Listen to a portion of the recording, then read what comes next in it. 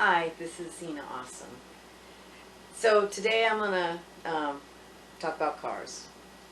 So on my husband, well, my husband who's passed, I was his third wife. So during the transition between his second wife and me, he also had 4 kids, and I had a wonderful, oh, I loved it. I had an 84 Chevy Camaro T-top.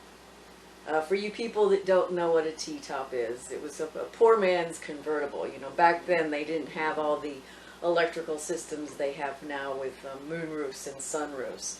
So what it is it had these 2 pieces that went in above, kind of like a moonroof or sunroof, but you had to actually physically unclip them, pull them out, take them back to the back, and store them if you wanted to take the top off. But basically there was these 2 glass pieces you could take off, and it was kind of like being in a convertible. And I loved my Camaro. But when I started getting involved with Vandar, he had 4 kids, and him and his ex only had 1 car, and he let the ex take the car.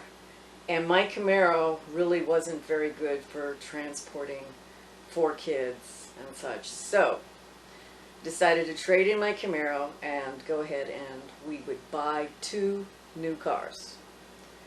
Well, we didn't have a lot of money. You know, military doesn't pay a whole lot. So I was looking for an inexpensive, quality new car. And I went to the Toyota dealership, and at that point, like a Honda Civic was still going to be $10,000–$12,000, and 2 of those would absolutely be out of my price range. So he sent me down to this other dealer. There was a new Japanese car that had just hit the States that year. The year is 1988 now. And the brand is Daihatsu. Daihatsu is still a valid brand, but they don't sell in the United States. They're really popular in Australia. The company's been around since the early 1900s. It's actually a very old car company. But we went to, so it wasn't a Daihatsu dealership. I don't remember the dealership that was selling them, but it was under a different dealership. So Vandar was at work, so I went over there and looked at it, and we could get it. They would be about $6,200 a piece. I asked, oh, is there, you know, if we buy 2, is there a discount? And they kind of laughed and said no. But it was a very unusual car.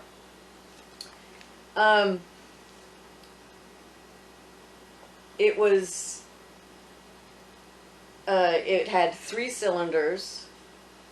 It was a 1-liter engine. It was a hatchback. And it was, actually, a lot of later cars ended up looking a lot like the Daihatsu. But the Daihatsu Charade, when it came out, cars didn't look that way. You know, it was a typical kind of squarish, egg-shaped hatchback. And the way they designed it, it really felt like it had more room inside than you would expect for a small car. Because Vandar was 6 foot tall, so he was kind of a big guy. One of the downsides is that because it was only a 3-cylinder car, is they didn't sell it in automatic. Well, I told Vandar about the car, and he's like, well, a 3-cylinder 1-liter engine? He says, that sounds horrible. He says, well, you know, can I test drive it? So we made an appointment. Vandar test drove it. We got the financing, so we did indeed end up buying 2 of these cars.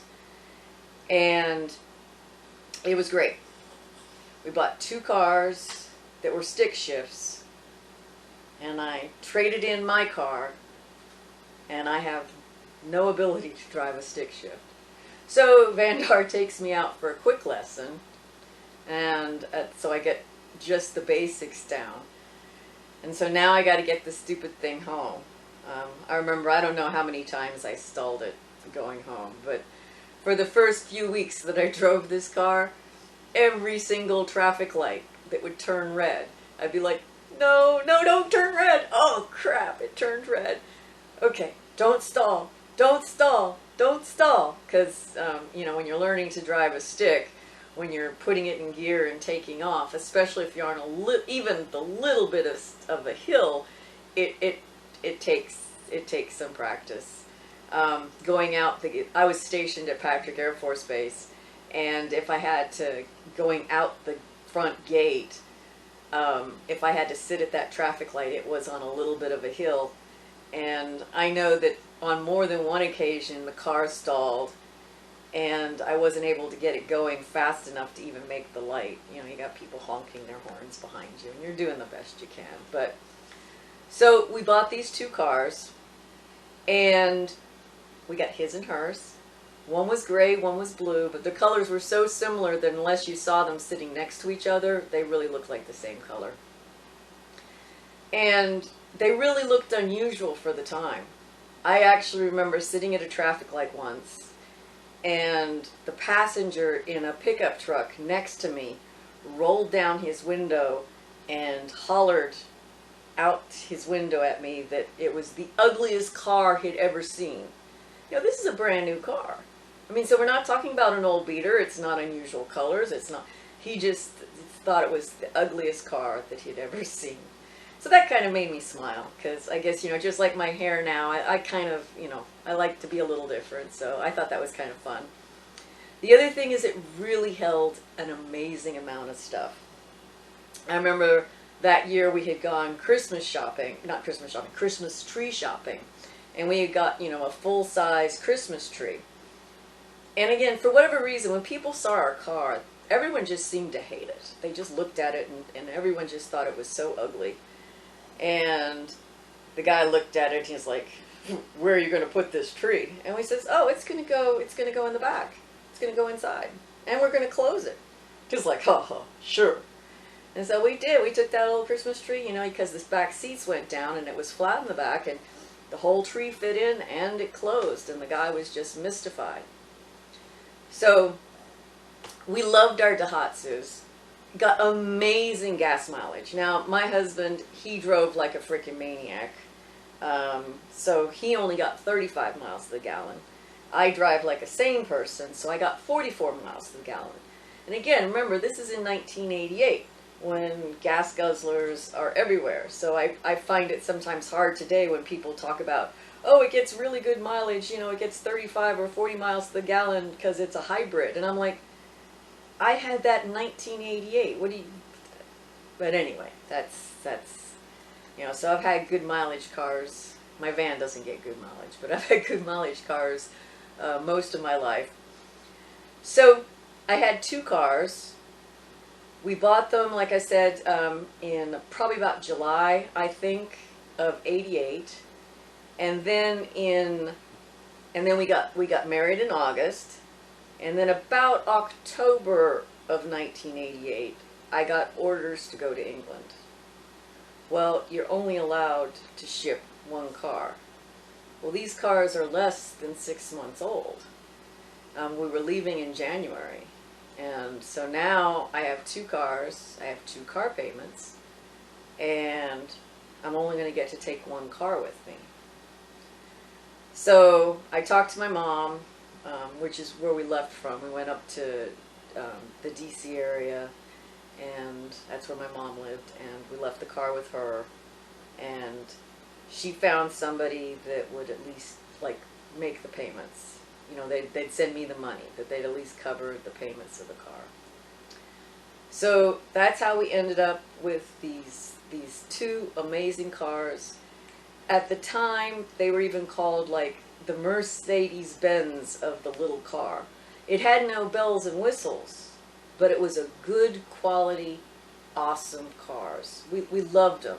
Actually, when we got back to the States, we wanted to buy another Charade, but they only sold in the States like from '88 to 94 or something, and then they stopped because of tariffs and stuff. So that's one of the hazards of being in the military, is you never know when you're going to get orders, and then you get stuck with things like car payments, and there's, you know, obviously nothing they can do in particular. But the Daihatsu was amazing. So how this ties into the other story is that although they made a few of the payments, they had not kept up on their monthly payments. But unfortunately, I was in England and they were in Virginia, and so there wasn't a whole lot I could do about it. But when they had asked for a letter, because it was registered, well, registered, I still owned it, so there was problems with them getting it registered. They needed a letter to be able to take it to the DMV to get it registered, and because they hadn't made the car payments, I didn't give them that letter. So after I totaled the one that we took to England, I had to get authorization from the military, which took a little while, to be able to bring another car. So, my baby, they got separated from me, my wonderful car. It ended up being a lifesaver because I've been making payments on it anyway, so it was still mine.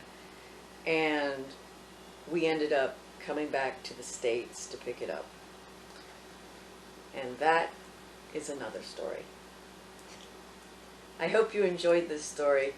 I will get better at telling these stories the more I do them, and I may retell these stories again.